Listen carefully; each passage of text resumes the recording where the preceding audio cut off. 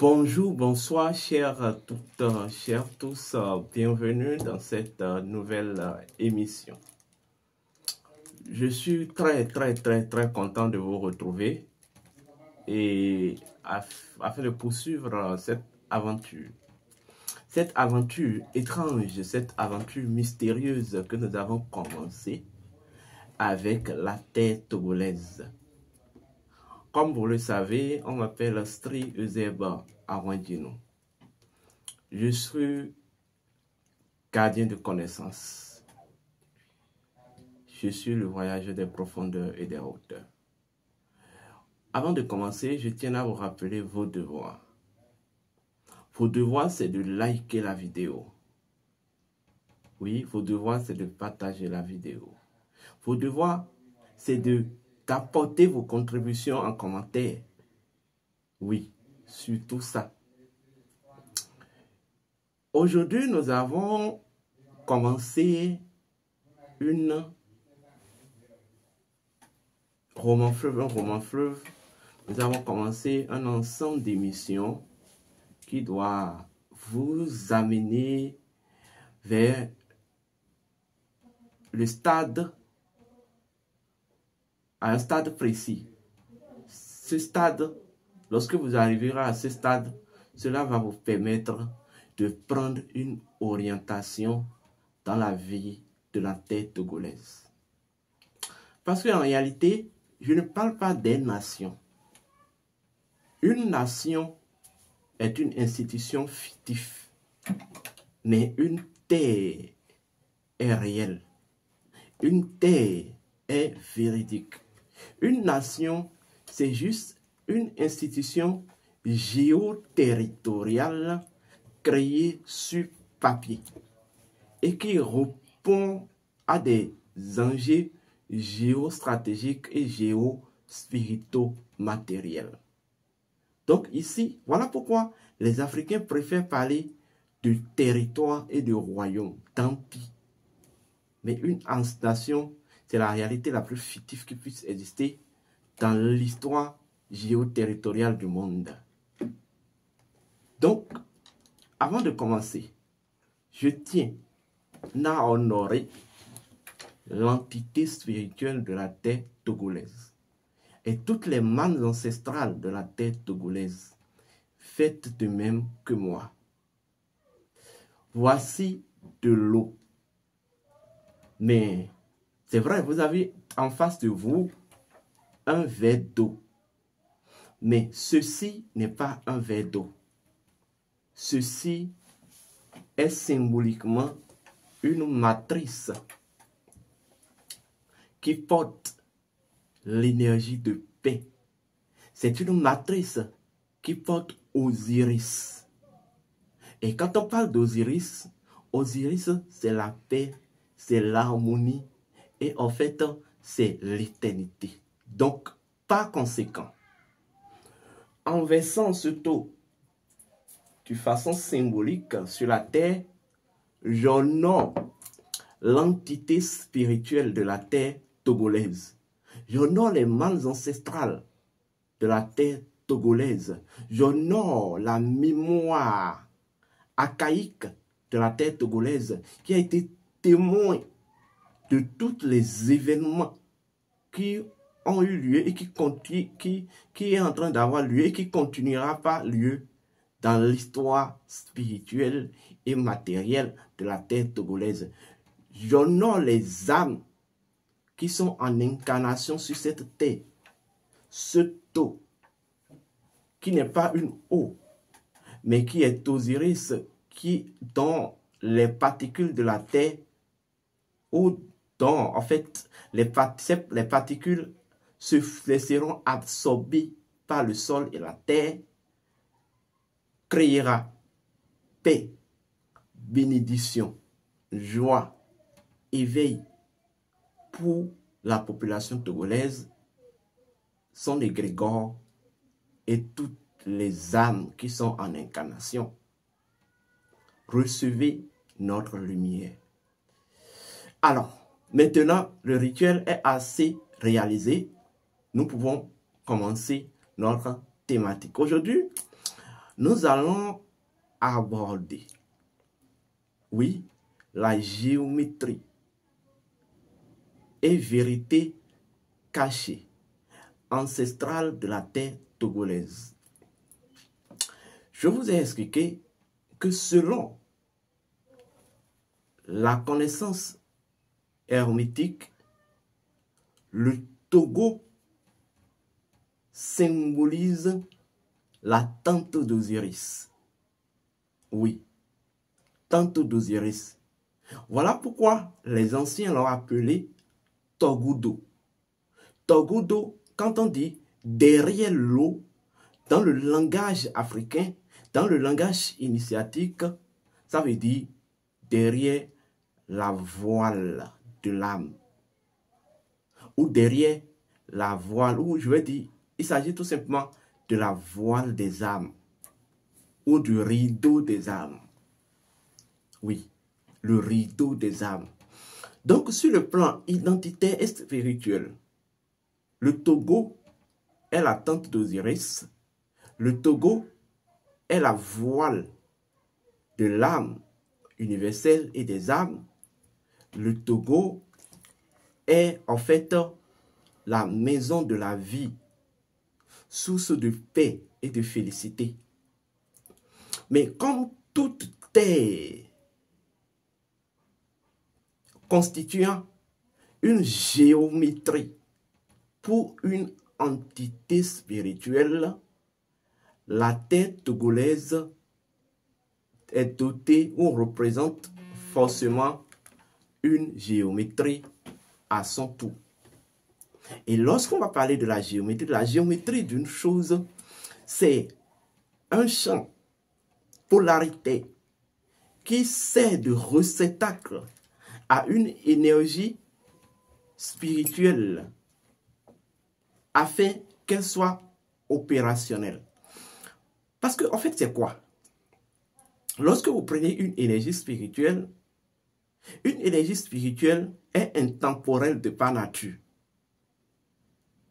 Maintenant, pour interagir dans le temps, il lui faut un espace dans le temps. Je ne parle pas encore de l'espace, qui est encore différent du temps. Mais je parle de l'espace du temps. Je donne un autre exemple. Nous sommes actuellement le 4 juillet 2025. 4 juillet 2025, c'est un temps. Mais c'est un espace du temps. Ça, si vous me comprenez. Alors, de la même manière, chaque entité spirituelle ou chaque énergie spirituelle territoriale dispose d'une géométrie ou en fait a besoin d'un espace dans le temps. Le dit espace doit en fait lui servir de réceptacle par laquelle elle peut interagir avec la matière à travers le temps. Donc, à partir de ce moment, le temps devient alors une interface par laquelle l'énergie spirituelle, ou en fait, l'énergie spirituelle ou l'entité spirituelle d'une terre peut fonctionner dans la matière. Voilà pourquoi les initiés cherchent toujours à comprendre la relation entre le temps et la matière. En vérité, je vous le dis, il ne peut pas avoir matière sans le temps. Car en fait, la matière n'est qu'un serviteur du temps. La matière joue le rôle de quantificateur du temps. La matière quantifie le temps. La matière, en fait, exprime la magie du temps. Au moment dont l'espace, de façon unitaire et principielle, en fait, je vais dire, apprivoise l'énergie du temps. Maintenant, l'espace dans le temps devient alors un point par laquelle une énergie spirituelle peut se poser, sur laquelle une énergie spirituelle se pose pour fonctionner et dans la matière, et dans la matière en fait. Vous comprenez? Donc, le temps est spirituel et c'est d'interface entre l'énergie, et c'est d'interface à l'énergie spirituelle dont la nature est intemporelle et la matière. Donc, une énergie spirituelle territoriale est d'abord intemporelle de par nature. Et pour son équilibre, elle a besoin de se confondre à la matière et aux réalités de matière. Donc, du coup, il faut maintenant, en fait, une interface. Donc, le temps, c'est le temps qui devient maintenant cette interface-là. Donc, la géométrie d'une énergie spirituelle, c'est tout simplement en termes de représentativité. Et pour un magicien, l'art de la représentativité est un protocole fondamental de la magie divine. Le magicien, pour mettre en place son dispositif magique, a besoin d'appliquer la loi de la représentativité. Et la loi de la représentativité dit quoi? La loi de la représentativité dit le semblable attire le semblable. Ou autrement dit,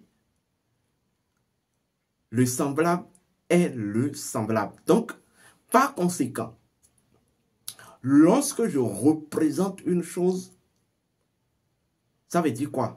J'ai pas, en fait, superposition vibratoire, créer la présence de la chose. Voilà pourquoi, dans les opérations magiques, vous verrez quand on veut travailler sur quelqu'un, on va prendre sa photo. Mais ce n'est que sa photo. Mais on estime que, en fait, pour que la magie soit active, sa photo va répondre à la loi de la ressemblance, donc à la loi de la représentativité ou à la de la représentativité. Vous comprenez? Parce que la représentativité vivifie, en fait, la présence de la chose ou de l'énergie à travers la photo ou à travers, en fait, l'interface de ressemblance que serait alors la photo. Vous voyez? Maintenant, lorsque nous venons maintenant dans le cadre d'un pays, voilà, en fait, la géométrie de ce pays devient alors, vous voyez, l'élément qui en fait constitue je vais dire, l'apport de représentativité de l'énergie spirituelle et de la nature de l'énergie spirituelle du pays. Donc, lorsque je prends un pays, tout pays dispose de sa géométrie sacrée. Donc, de son protocole de ressemblance ou de son protocole de représentativité. Et lorsque vous connaissez ce protocole de représentativité, vous pouvez vivifier l'énergie spirituelle de ce pays. Ainsi, grâce à ce protocole de représentativité, qui répond à la loi de la sympathie par ressemblance, eh bien oui, vous pouvez faire fonctionner ou faire interagir l'énergie spirituelle du pays ou de la nation. Vous comprenez? Donc, une géométrie est aussi un champ, puisque l'énergie est, en fait, l'énergie spirituelle, l'entité spirituelle d'une terre est d'abord intemporelle, est d'une nature intemporelle, et en fait, pour s'équilibrer, a besoin maintenant de se confondre à la matière, et que le temps va lui servir maintenant d'interface par laquelle, d'interface de liaison entre sa nature d'intemporalité et la matière. Alors, en fait,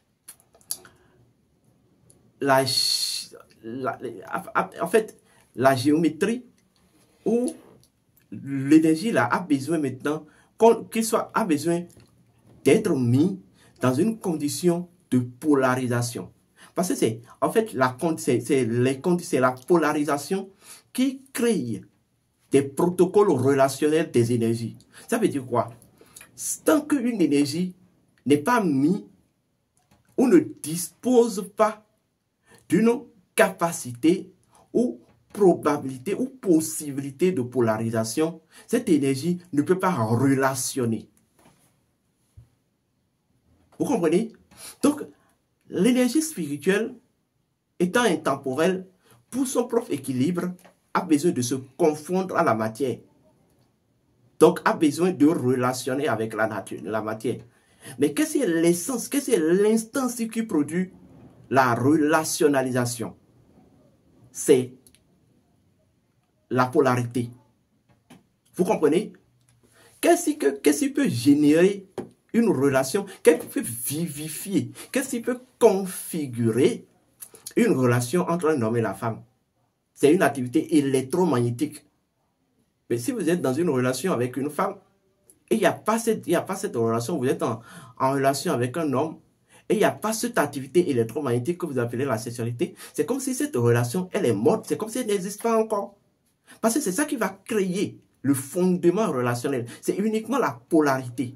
Donc du coup, la géométrie d'une terre devient en fait un réceptacle polaritaire qui crée des conditions et qui génère le protocole relationnel ou la relationnalisation entre l'énergie spirituelle ou en fait l'entité spirituelle de la terre en tant que dotée d'une nature intemporelle et la matière.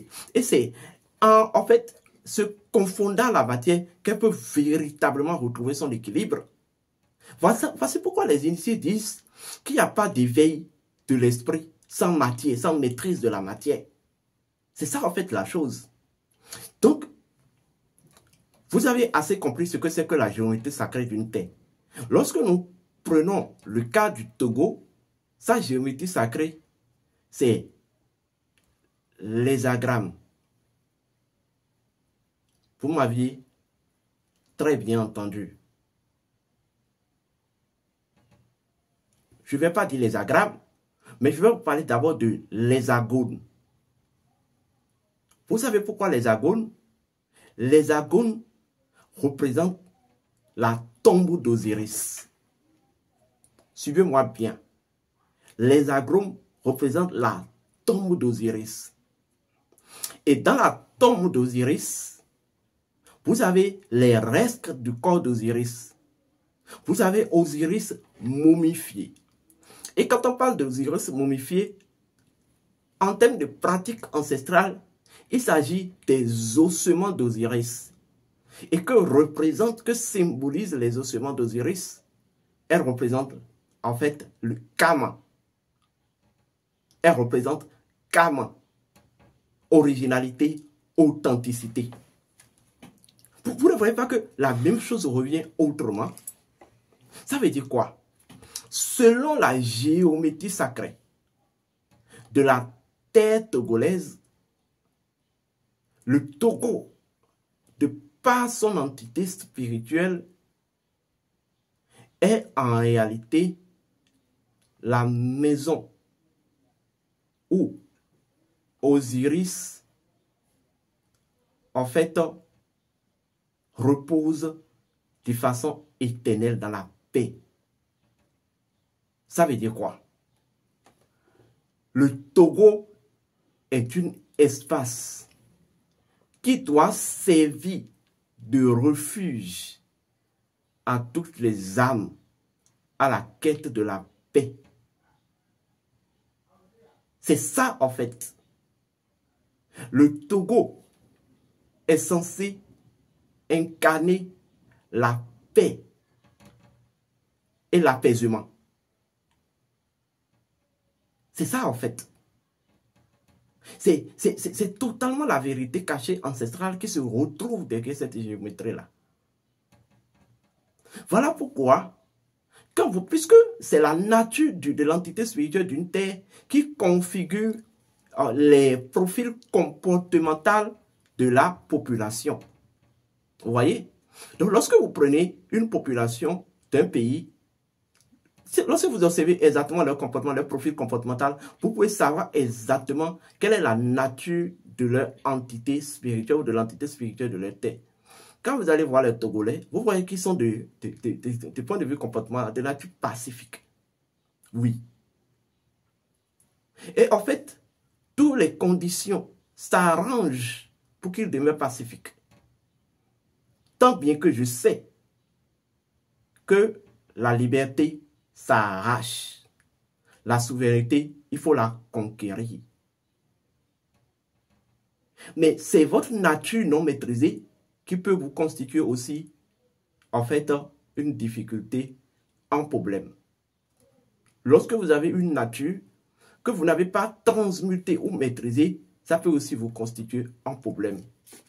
Le Togo vit actuellement une situation d'abus de la nature spirituelle ou de la nature primordiale de son entité spirituelle qui constitue l'essence même de profil comportemental identitaire de la population togolaise. C'est ce que le Togo vit actuellement. Que ce soit sur le plan spirituel, que ce soit sur le plan politique, etc., etc. C'est ça en fait la vérité. Et en fait, les choses sont en train d'aller à un moment dont, en fait, la nature de votre entité spirituelle ou de l'entité spirituelle de votre terre demande purification et demande restauration de souveraineté. C'est ça en fait la chose. C'est ce qui se trame naturellement au Togo. Et cela vous dépasse. Cela dépasse la petite personne des autorités et la petite personne de la population. Ce qui se joue actuellement au Togo, c'est un combat de monde invisible. Vous savez, il y a un espace très important, un lieu très important au Togo dont vous deviez faire attention. Il s'agit du lac Tao. Cette fleuve qui traverse Lomé pour Anéron et autres. Cette fleuve a absorbé des milliers, pendant des décennies, de restes humains. Et lorsque l'eau absorbe pendant des cycles des restes humains, jusqu'à un certain cycle lunaire, jusqu'à une certaine éclinaison lunaire et solaire, cela crée une entité explosive. Et en fait, toutes ces entités, qui sont alors là, les entités d'eau, ont inondé l'astral du Togo et se sont débordés vers le plan physique du Togo. Ce n'est pas uniquement la population qui est en train de marcher, mais en fait, c'est les restes entitaires de toutes ces personnes que vous avez bâillonnées, tuées et que vous avez jetées dans cette lac-là. Vous savez, vous, ce que c'est que l'eau? Si vous savez ce que c'est que l'eau, vous n'oserez jamais tuer un être humain et le jeter ses restes dans l'eau. Ceci nécessite une purification pour la terre. Oui, une purification pour la terre. Alors, au-delà de ça, les cycles sont en train de vous indiquer une vérité. Mais je ne vais pas aborder la vérité des cycles ici. Dans la troisième vidéo, je vais y venir. Donc, que les bénédictions soient. Ceci, c'est la voie des voyageurs des profondeurs et des hauteurs. Que les bénédictions soient. Merci.